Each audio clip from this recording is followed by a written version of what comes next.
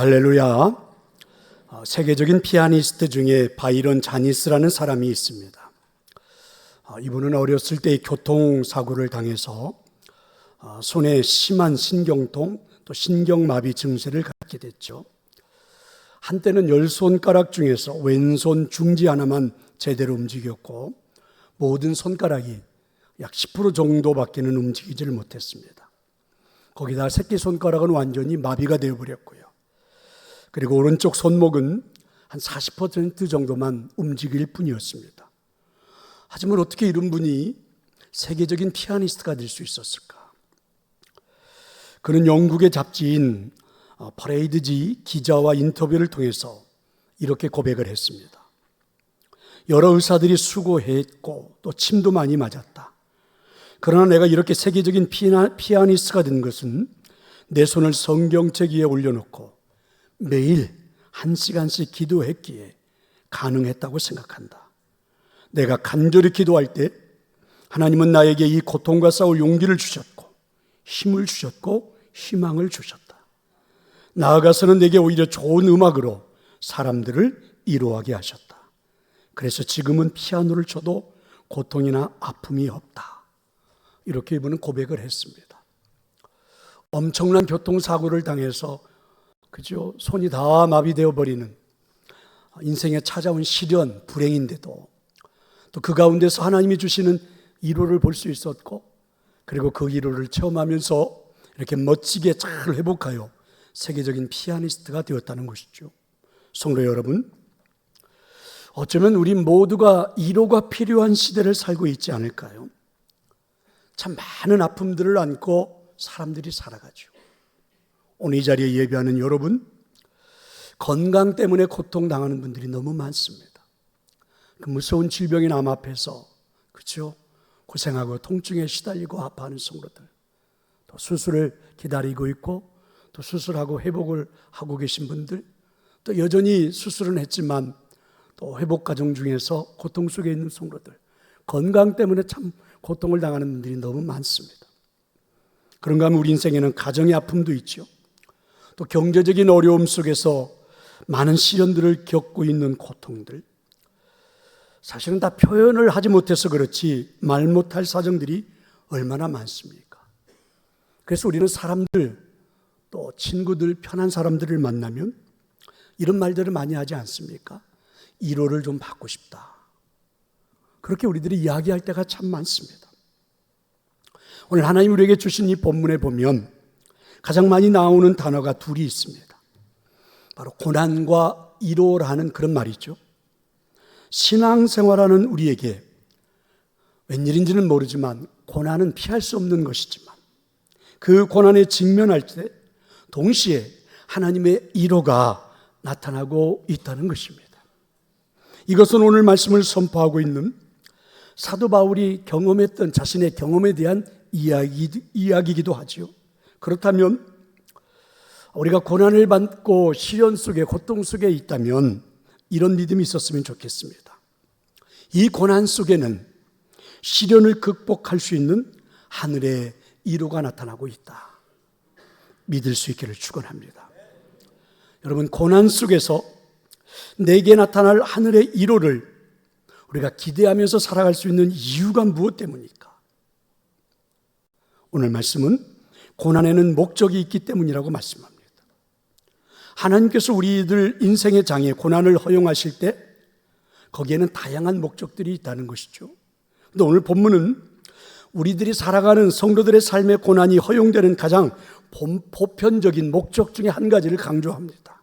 그것은 우리가 고난의 경험을 통해서 타인이 겪고 있는 고난을 위로하도록, 그런 사람이 되도록, 이게 고난의 목적이라 오늘 성경은 이렇게도 표현합니다.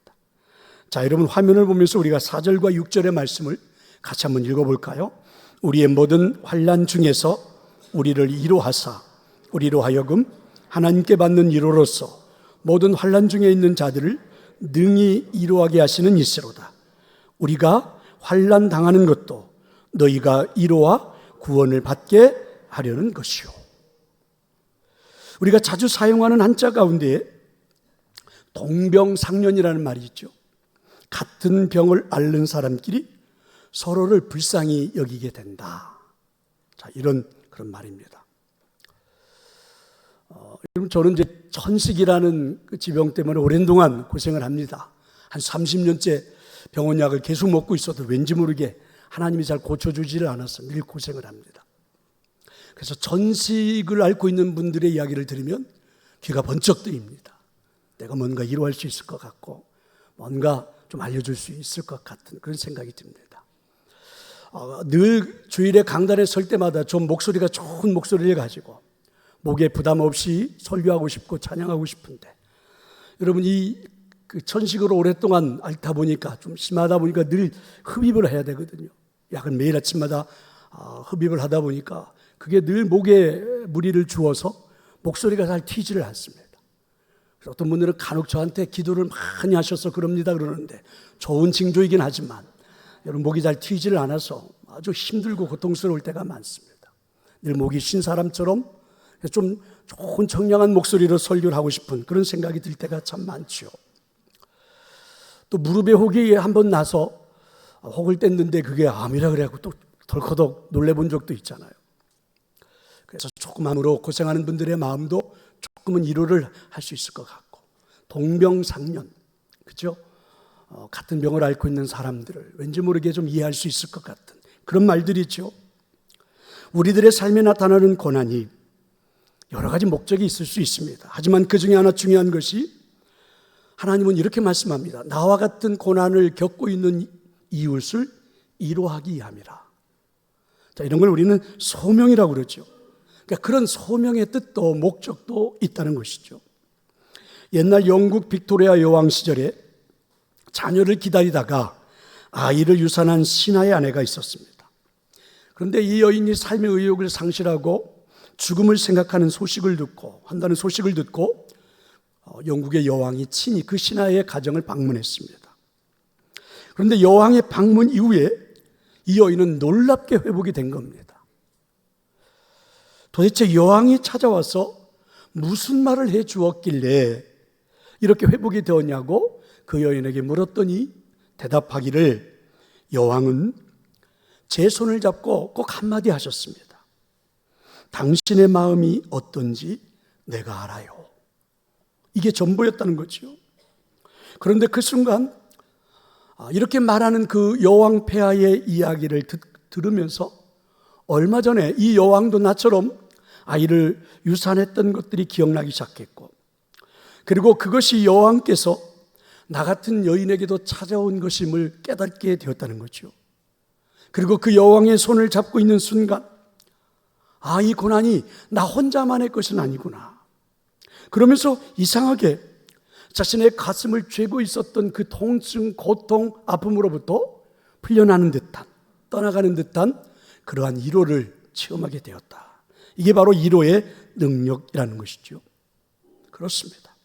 주님께서 나에게 고난을 허용하신 이유는 동일한 고난을 받고 있는 자들에게 위로자가 되라는 메시지라는 사실도 오늘 본문은 기억해 보라는 거죠.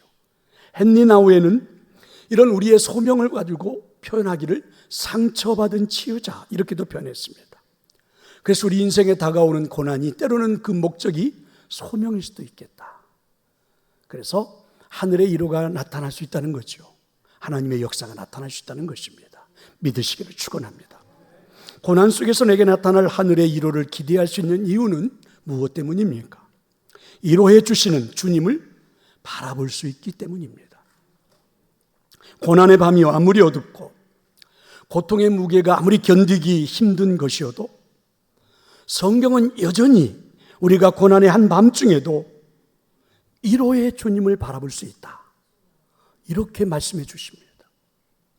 그래서 우리가 불렀던 옛날의 찬양 중에 보면 그런 찬양이 있잖아요.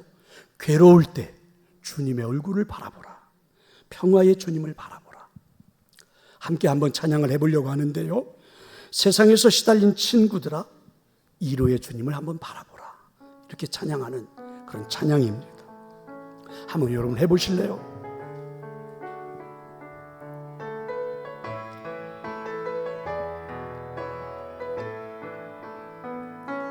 괴로울 때 주님 얼굴 보라. 평화의 주님 바라보아라. 세상에서 시달린 친구들아, 위로의 주님 바라보아라. 눈을 들어 주를 보라. 내 모든 염려 주께 맡겨라. 슬플 때에 주님의 얼굴 보라. 사랑의 주님 안심 주리라. 아멘. 오늘 본문에 보면 바울 사도는 고난 중에 있는 성도들에게 하나님을 어떻게 소개합니까? 3절에 보니까 찬송하리로다. 그는 우리 주 예수 그리스도의 하나님이시요 자비의 아버지시요 모든 위로의 하나님이시며. 환난 속에서 사도 바울이 체험한 하나님은 그래요, 자비의 아버지이셨습니다. 위로의 하나님이셨습니다. 내가 경험하는 온갖 사건 상황들에서 내게 자비를 베풀어 주시는 이 모든 일에 하나님은 위로자가 되신다고 고백하죠. 물론 여러분, 우리가 이런 생각을 해볼 수 있지요. 하나님은 내게 나타나는 고난을 왜 막아주시지 않는 것일까? 여러분, 이런 질문은 묻지는 마십시다. 왜냐하면 아무리 성경을 묵상해도 이 질문에 대한 대답을 발견하기가 쉽지가 않아요. 그래서 우리 신앙의 선배들은 그것을 고난의 신비라 이렇게 말을 했습니다. 분명한 것은 우리 하나님은 내가 겪고 있는 고통을 마치 자식의 고통으로 함께 아파해 주고 계시는 아버지라는 사실입니다. 아니, 우리가 겪는 그 고통의 마음을 우리 하나님은 이해해 보시기 위해서 인간이 겪을 수 있는 고통의 극치를 친히 기꺼이 그분은 경험하신, 그것이 바로 예수 그리스도의 십자가 사건입니다. 그래서 사도 바울은 고백했지요. 극심한 고통 속에서 내게는 신비한 역사가 일어나더라. 극심한 고통 앞에서 원망하고 불평하고 좌절하고 포기할 것 같았는데 내 마음 깊은 곳에서 고개를 들고 일어나는 것이 있었는데 바로 주님을 바라보게 하는 신비함이, 힘이 있었다, 이렇게 말합니다. 그렇습니다. 고난 속에서도 나타날 하늘의 위로를 기대하는 것이 바로 이런 이유가 아닐까요? 성도 여러분, 힘드시죠? 하지만 여러분의 마음 깊은 곳에서 신비하게 일어나는 주님을 바라보게 하는 힘이 존재하는 것도 믿으시기를 바랍니다. 바로 자비 아버지를 바라보게 하시는 성령 하나님의 이루하심이 아닐까요? 의사요 가정사역자이신 제임스 답스는 그의 책에서 이런 이야기 하나를 소개합니다. 그가 일하던 병원에 5살짜리 소년이 폐암으로 죽어가고 있었다고 그러죠. 소년의 엄마는 늘 병상을 지키면서 이 아이에게 예수님의 이야기를 들려주었고 함께 기도해 주었습니다. 어느 날 이 엄마가 잠시 병상을 비운 사이에 그 병원에서 근무하는 간호사가 이 아이를 치료하면서 이런 소리를 들은 겁니다. 이 아이가 종소리가 들려요. 종소리가. 라고 소리치는 걸 들었다고 그러죠. 엄마가 이제 외출해서 돌아와 병원 복도에서 이 간호사를 만나서 우리 아이가 좀 어땠어요? 라고 물었더니 간호사가 근심 어린 얼굴 표정을 지으면서 아이가 좀 환각 증세를 일으키고 있는 것 같습니다. 자꾸 종소리가 들린다고 하더군요. 이때 엄마는 단호한 목소리로 말했습니다. 환각이 아니에요. 절대로. 제가 아이에게 네가 숨쉬기도 힘들고 너무 아프면 예수님께 도와달라고 기도해야 돼? 그러면 하늘에서 너를 위해서 종이 울릴 거고 예수님이 마중 나올 거야 라고 제가 말해 주었거든요. 그리고 이 엄마는 단숨에 병실로 달려가 아이를 끌어안고 기도하며 하늘에서 들리는 종소리에 대하여, 그리고 그 종소리가 메아리가 될 때까지 아이와 이야기를 나누었다고 그러죠. 성도 여러분, 자비 하나님 아버지를 의지하며 살아가는 자녀들에게 나타나는 아주 신비한 은혜입니다. 세상 사람들은 들을 수 없는 신비한 은혜죠. 하나님을 모르는 사람들은 부인할 수밖에 없는 신비한 은혜입니다. 고통의 순간에도 우리는 주님을 바라볼 수 있는 신비한 은혜가 있다는 것이죠. 지금도 여러분에게 들려오는 하늘의 신비한 은혜가 있습니다. 고개를 들어 여러분 주님을 바라보세요. 삶에서 펼쳐지는 고통에게만 매몰되지 마시고 내 마음 깊은 곳에서 들려오는 신비한 은혜의 소리를 꼭 들으시고 여러분 고개를 들어 주님을 바라볼 수 있기를 축원합니다. 이런 것이 고난 속에서도 하늘의 위로가 나타나기를 기대하는 이유일 것입니다. 고난 속에서 내게 나타날 하늘의 위로를 기대할 수 있는 이유는 무엇 때문입니까? 함께하는 교회가 존재하기 때문입니다. 오늘 본문에 나오는 단어 중에 고난, 위로라는 단어가 참 많이 나오죠. 하지만 이 단어 못지않게 더 많이 나오는 단어를 유심히 묵상해 보면 우리라는 단어입니다. 고난 속에서 하늘의 위로를 기대하는 것은 우리가 있기 때문이다, 이런 말씀이죠. 6절입니다. 우리가 환난 당하는 것도 너희가 위로와 구원을 받게 하려는 것이요, 우리가 위로를 받는 것도 너희가 위로를 받게 하려는 것이니 이 위로가 너희 속에 역사하여 우리가 받는 것 같은 고난을 너희도 견디게 하느니라. 여기에 기록된 우리라는 말을 한번 생각해 볼까요? 우리라는 말에 대해서 여러분 고민해 보신 적이 있습니까? 우리라는 말을 언제 사용하십니까? 한 번도 만난 적이 없는 사람을 만났을 때 그 사람을 앞에 놓고 우리라는 말을 사용할 수 있던가요? 한 번도 만난 적이 없는 사람 처음 만났을 때 앞에 있는 사람을 너라고 하든지 영어로는 it, 사물, 그것 이렇게 말하죠. 그렇게 편합니다. 나와는 전혀 관계없는 사람처럼 말할 때가 있죠. 하지만 오늘 여기에 모여서 함께 예배하고 있는 옆에 있는 성도들을 놓고 말할 때 우리는 뭐라고 말합니까? 우리 교회, 우리 교인들, 우리 아이들 이렇게 말하죠.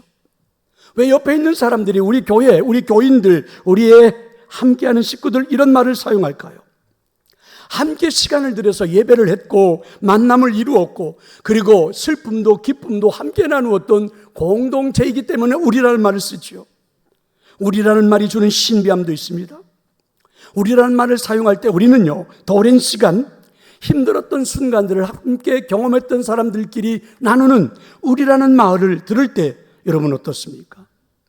30년 전부터 동산교회에서 함께 힘들었던 순간 여기까지 오는 동안 산전수전 다 경험했던 분들이 제가 우리라는 말을 가지고 간증할 때 가슴이 더 울컥하지 않던가요? 이것은 하나님이 우리에게 만들어주신 은혜라는 것입니다. 오늘 우리가 사는 시대는 극도의 이기주의와 개인주의가 팽배해서 현대인들은요, 교회 생활을 하면서도 소속감 없이 주일 예배에만 신앙생활 하려고 할 때가 많죠. 통계가 정확할지는 모르지만 전한 시내에 교회에 소속되지 않은 채 신앙생활하는 성도들이 한 3,000명은 된다고 그러죠. 그런데 여러분, 이런 분들이 제일 당황하는 때가 언제인지 아십니까? 고난이 찾아올 때입니다. 어쩔 줄을 몰라 하죠. 가족 중에 초상이 났다든지 질병의 사고를 당했다든지 공동체를 떠난 그 소외와 고독을 그때 정말 확인하게 되지 않습니까?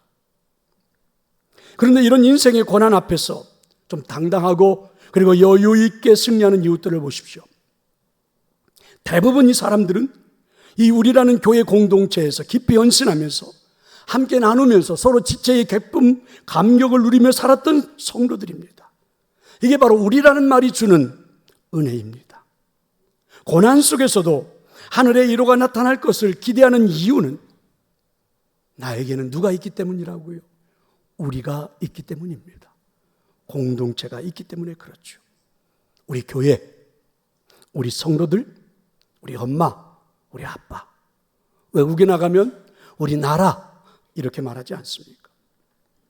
호주의 자연주의 작가인 나타니엘 레첸메이어라는 사람이 쓰고 로버트 잉펜이 그림을 그린 부러진 불이라는 동화책이 있습니다. 여기 보면 꼬마 참새 이야기 하나가 실려 있는데 이런 이야기입니다. 공원나무에 살면서 빵 부스러기를 주워 먹던 참새가 어느 날 부리가 부러진 겁니다. 갑자기 찾아온 그의 불행을 아무도 동정해 주는 사람이 없습니다. 그는 참새들의 세계에서도 왕따를 당했고 춥고 배고프고 외로운 존재가 됐죠. 먹지 못하고 야유어가고 또 제대로 씻지도 못해서 동료들은 더러운 새로 취급해버릴 뿐이었습니다. 그런데 뜻밖의 어느 날 이 참새에게 손을 내밀어 빵을 먹이는 손길이 있었습니다. 집을 나와 떠돌아다니던 노숙자 아저씨였죠. 너와 난 같은 처지인 모양이지. 그렇게 웃으면서 그리고 이 노숙자가 내미는 빵을 먹으며 오랜만에 참새는 행복을 느꼈습니다. 빵을 먹었기 때문이 아니라 사랑을 먹었기 때문입니다. 이 아저씨와 그리고 이 꼬마 참새는 그날 저녁 처음으로 두 사람이 우리들의 집 하나를 만들게 되죠. 그 집은 어떤 걸까요? 아저씨는 공원의 벤치 위에서 무릎을 세우고 그리고 몸을 웅크립니다. 그리고 꼬마 참새는 아저씨의 덥수룩한 머리 위에 둥지를 틀었습니다. 그게 집입니다. 두 사람이 만든 우리 집이죠. 아저씨가 꼬마 참새의 깃털을 쓸어주며 안녕, 잘 자, 내일을 위하여 이렇게 속삭이죠.